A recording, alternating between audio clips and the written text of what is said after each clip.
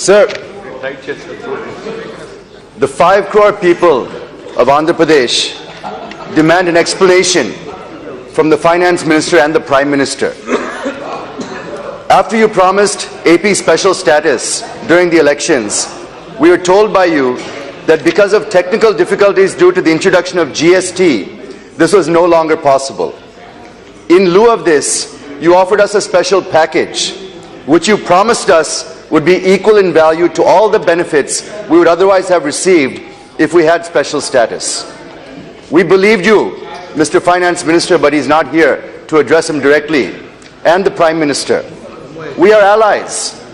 We fought the 2014 elections together. We won based on promises made to the people of Andhra Pradesh. Why shouldn't we trust you? We have trusted you, and we have maintained alliance dharma for the last 4 years and now 5 budgets, trusting and waiting. You've repeatedly given us assurances and asking us to have patience, but there is no more time for patience, sir. This budget is the final chance to fulfill your promises and the assurances. It's now or never, sir. We understand that you have the numbers in the Lok Sabha to render us irrelevant, but let me remind you that elections are fast approaching. Based on current trends, the next general elections will certainly be challenging.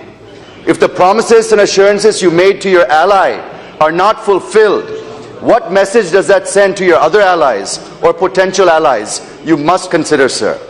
I may be new to politics, but I do understand about trust, an essential requirement for any partnership to continue. I also think that I can safely say that India has not seen her last days of coalition governments.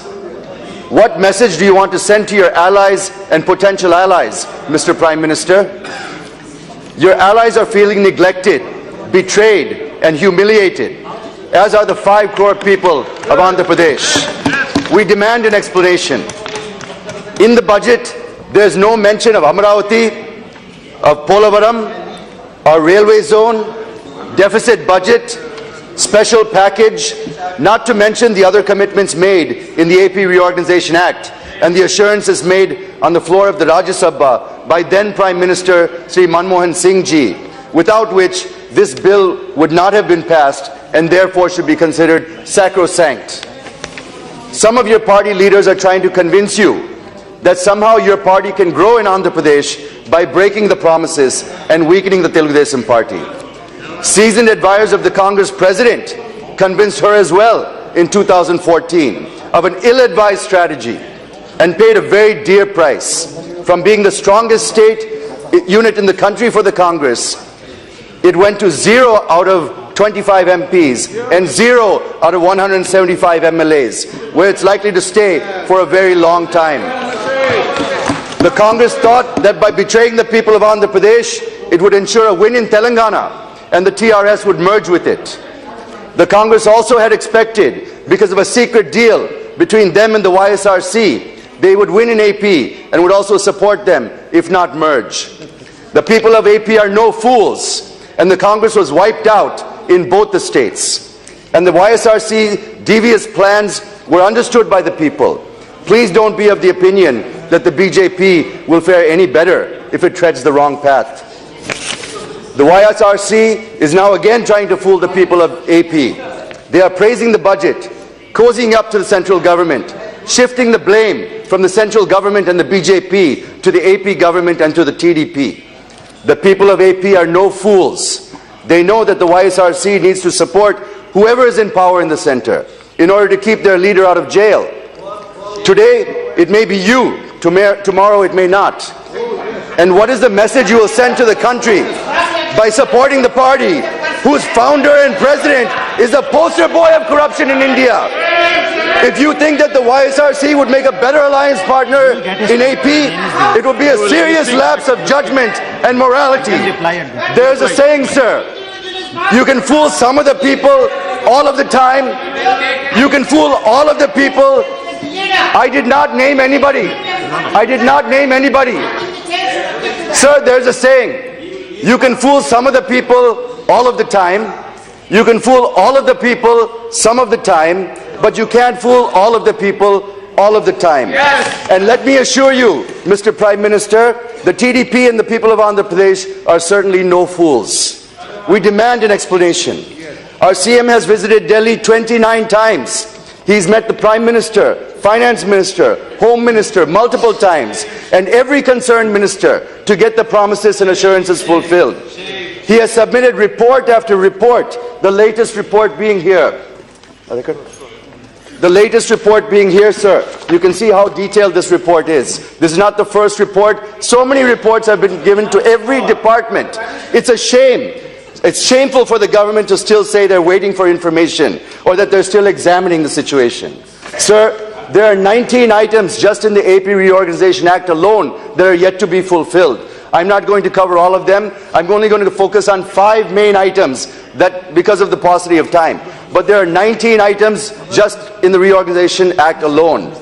These include, I won't go into detail, but let me read them out.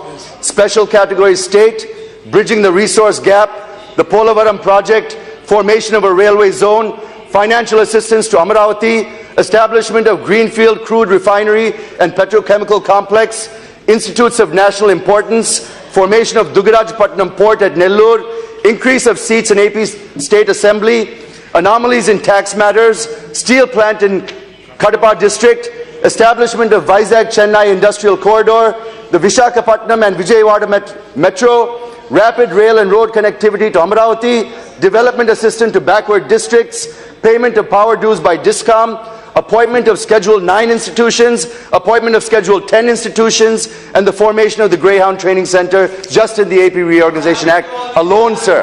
Not to mention other assurances made to us. Sir, where's the budget for fulfilling your promises and assurances? Where is it in the budget? How do you plan to do it? Coming to the special package, I wish to remind the Honourable Finance Minister what he had said on 7 September 2016 while announcing the special financial package to the state of AP. Sir, he said the government of India will support AP to the hilt. Sir, that was in September 2016. Nothing has been done since then. The government cannot take our patience for granted. Not allocating and not even mentioning about the special financial package to AP in this budget is injustice and is deceiving the people of Andhra Pradesh. Secondly, when the Finance Minister came to Amaravati to lay the foundation stone for administrative city, the CM of AP requested for exemption of capital gains tax till the first sale of the developed land in the capital region. Sir, this falls in my parliamentary constituency. The FM assured that he would consider this request sympathetically, but the exemption has been given only for 2 years, sir.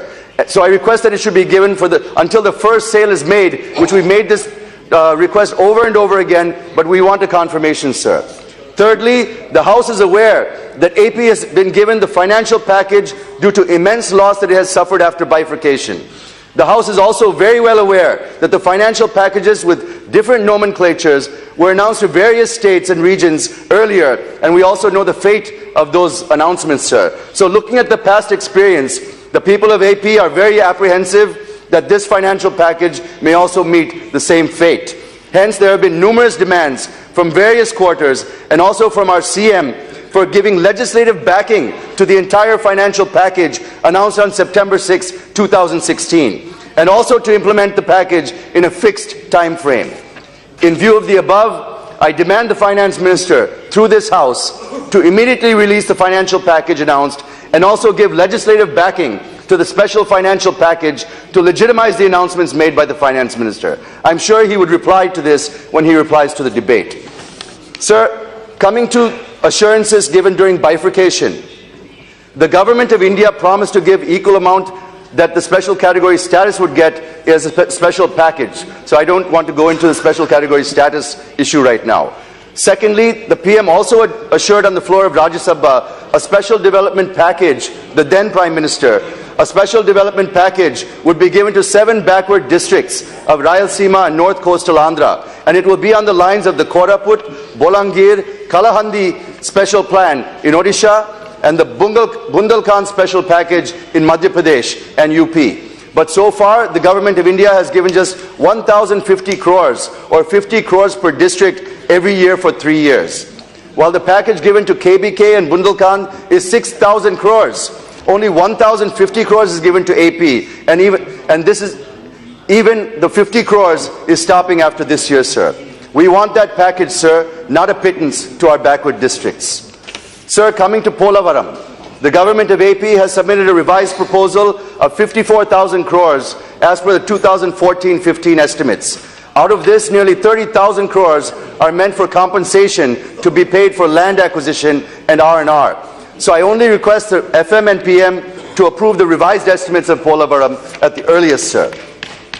Sir, coming to the railway zone and also the Vizag and Vijayawada Metro, the Honourable Finance Minister has announced allocation of 17,000 crore for the Bangalore Metro and approved 51,000 crores for the Mumbai Suburban Railway Network. But there is no mention about the Metro in Visakhapatnam or in Vijayawada. It is obvious that the FM's announcement for Bangalore is because there is assembly elections in Karnataka and not in AP. How is it justified? How is it justified, sir? Does it not mean that you're deviating from your own path of talking only of Vikas and there would not be any politics on developmental issues? Yesterday, the Honourable Railway Minister made a statement in the other house, in the Rajya Sabha, on the railway zone. He said, and I quote, "Changing the zone and the contours of any zone involves consultations with a lot of other states. After we finish the consultation with all the states, we'll find out a viable method by which there is no dispute." This should have been done by now, sir. Why are we hearing this 4 years later? Why are we still hearing this, sir? You know, this is not something that I expect from a senior leader like Mr. Piyush Goyal.